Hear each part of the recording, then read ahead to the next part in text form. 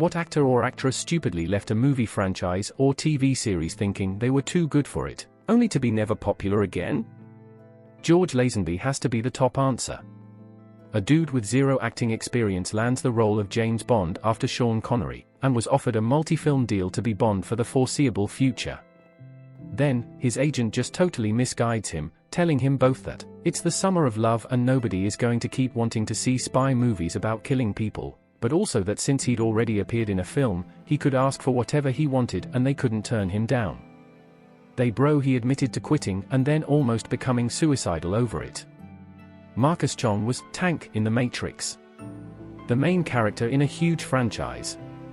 He had all of these big ideas about how the movie should be done and how his character should progress. That's fine, but he wouldn't stop pushing them on the directors and producers. When it came time to make Matrix 2, he was not invited back. The dude could have literally just shut up, been cool and thankful, and made huge bank and a bigger career. Katie Holmes took a pass on The Dark Knight to go be in a movie called Mad Money, and like you, I haven't seen it either. Ja Rule was in the first Fast and Furious movie.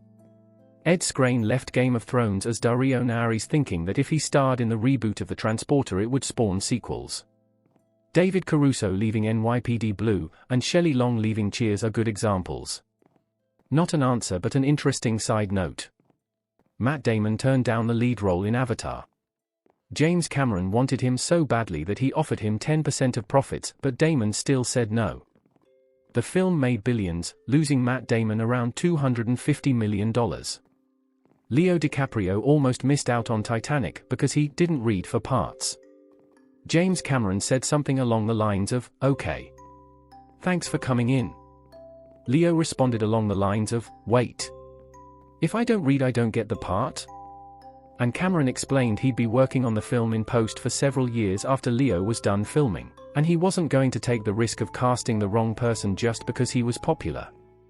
Yes, Kate Winslet had a reading with Matthew McConaughey as Jack before Leo's role was finalized. Lacey Chabot left Family Guy and was replaced by Mila Kunis, who has made bank between new episodes and syndication. Remember when Katherine Heigl was nominated for an Emmy, and she withdrew herself from the nominees because she felt the writing hadn't been good enough? I feel like her career never recovered from that. She also went on to say she didn't like the film Knocked Up, which she starred in. I think talking shit about projects you're involved in is a really good way to burn your bridges. Not exactly the same as your question, but Sean Connery turned down the role of Gandalf for $30 million plus 15% of profits, which would have gotten him about $450 million.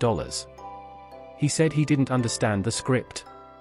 So next time he was offered a script he didn't understand, The League of Extraordinary Gentlemen, he took it and ended up so disappointed in the product that he retired from acting. Terrence Howard was in Iron Man 1 and was going to become War Machine. This was the very start of the Marvel movies, the MCU. He got bounced, I think, for asking for crazy money.